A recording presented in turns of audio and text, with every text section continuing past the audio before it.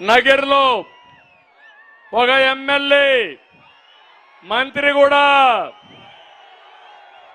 ఏం తమ్ముళ్ళు మహిళా భద్రత పట్టించుకుంటుందా ఎమ్మెల్యే?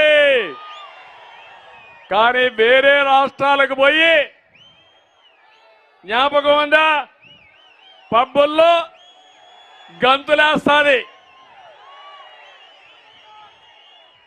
అంటే ఒక మంత్రిగా హూందాతనం కూడా లేని వ్యక్తులు వీళ్ళంతా అవునా కాదా అని మిమ్మల్ని అడుగుతున్నా.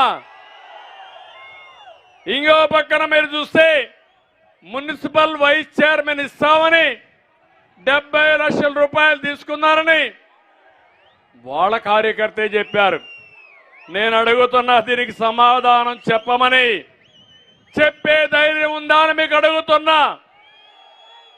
4 ఎమ్మెల్యేలు నగిరిలో మొత్తం వాటాలు వేసుకుని నగిరిని ఖాళీ చేసే పరిస్థితికి వచ్చారు. అది ఈరోజు అక్కడుండే పరిస్థితి. అదే మరి ఇంకో పక్క చంద్రగిరి దొంగ ఓట్లకు బ్రాండ్ అంబాసిడర్. ఈరోజు ఆయనకు ప్రమోషన్ ఇచ్చేశారు. ఆయన కొడుకు ఇక్కడ ఎమ్మెల్యే, ఈయన ఒంగోలులో ప్రమోషన్. ఈయనకి దొంగ ఓట్లు బాగా వేస్తాడు కాబట్టి, ఎర్ర చందనం స్మగ్లింగ్ చేస్తాడు కాబట్టి, డబ్బులు బాగా సంపాదిస్తాడు, వీరప్పన మారిగా ఖర్చు పెడతాడు కాబట్టి ఆయనకు మొత్తం అప్పచెప్పే పరిస్థితి వచ్చారు. స్వర్ణముఖి నదిలో రోజుకు 100 ట్రక్కుల ఇసుక దొంగ వ్యాపారం. వీళ్ళు ప్రజాప్రతినిధులు. పలమనేరు పాపాల పెద్దిరెడ్డి కూర్చోమంటే కూర్చుంటాడు, లేమంటే లేస్తాడు. ఈయన గ్రనైట్ లో ఎక్కడికక్కడ దోచేసే పరిస్థితికి వచ్చాడు. అన్యాక్రాంతం చేసే పరిస్థితికి వచ్చాడు. కోలార్లో ఒక వ్యక్తి జనార్దన్ నాయుడు అని మొత్తం గ్రనైట్ హస్తగతం చేసుకుని కరెంటు బిల్లు కూడా కట్టకుండా 40 లక్షల రూపాయలు ఆయన కట్టమంటే బాధపడుతూ ఏం చేయాలనో తెలియకుండా కేసేశాడు. ఎక్కడ చూసినా దోపిడీ. ఇంకో పక్క పూతల పట్టు ఎంఎస్ బాబు పాపం అయిపోయింది. పెత్తందారుల కాళ్ల కింద నలిగిపోయిన ఇంకొక ఎమ్మెల్యే పాపం ఆయన బాధితుడు. అలాంటి ఎమ్మెల్యే ఏం చేయలేకపోతున్నాడు.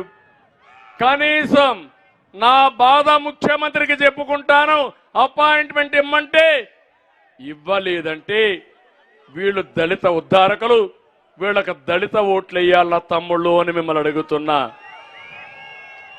చిత్తూరులో పాపం ఎమ్మెల్యే జంగాలపల్లి ఇసుక మాఫియా అంతా అయింది. కార్పొరేషన్లో ఏం జరిగినా లంచాలు లేకుండా ఫైళ్లు కదలవు.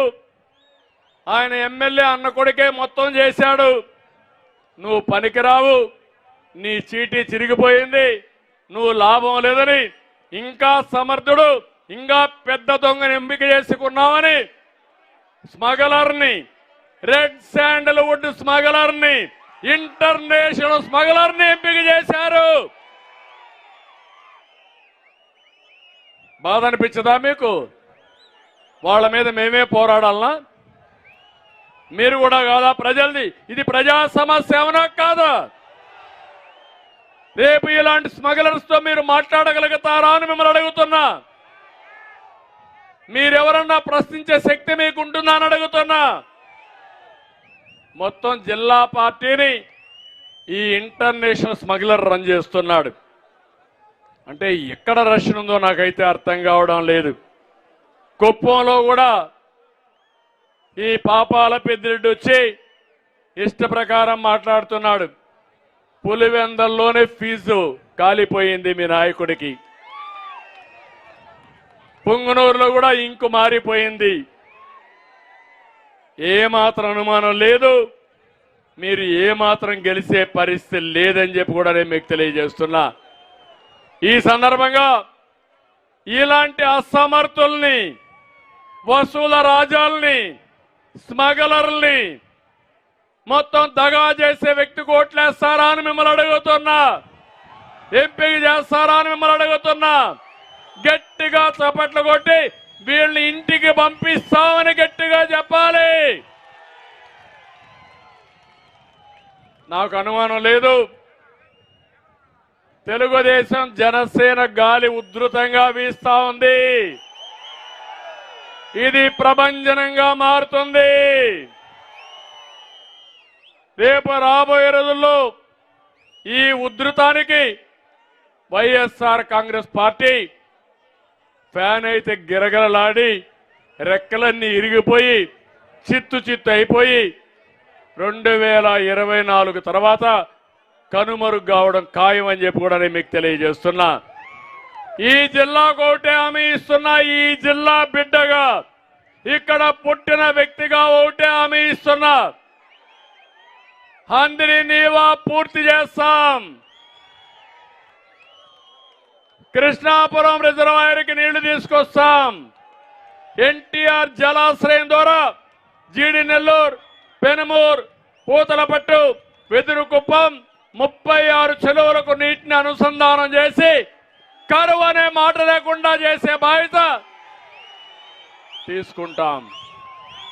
ఇప్పటికీ అడవిపల్లి వరకు తీసుకొచ్చాం. నేనుంటే ఎప్పుడో వచ్చేది, దాన్ని మనం వస్తానే చేసే బాధ్యత తీసుకుంటాం. రెండవది నగిరి గాలేరు కాలవ నగిరి వరకు రావాలి. బాలాజీ రిజర్వాయర్ తిరుపతిలో రావాలి. ఇది రావడానికి ఆలస్యం అవుతుందనే ఉద్దేశంతో స్వర్ణముఖి, అదే మరిగా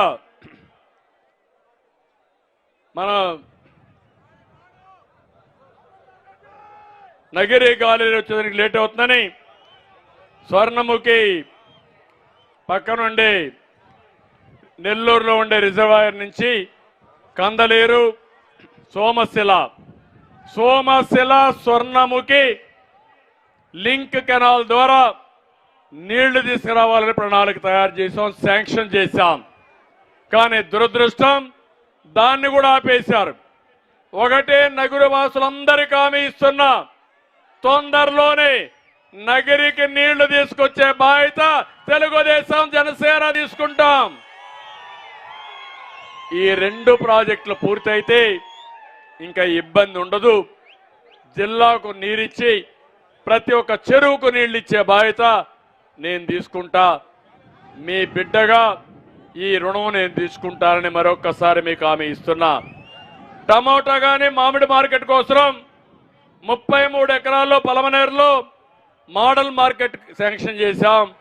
అది కూడా నిలిపేశారు. అది పూర్తి చేస్తాం.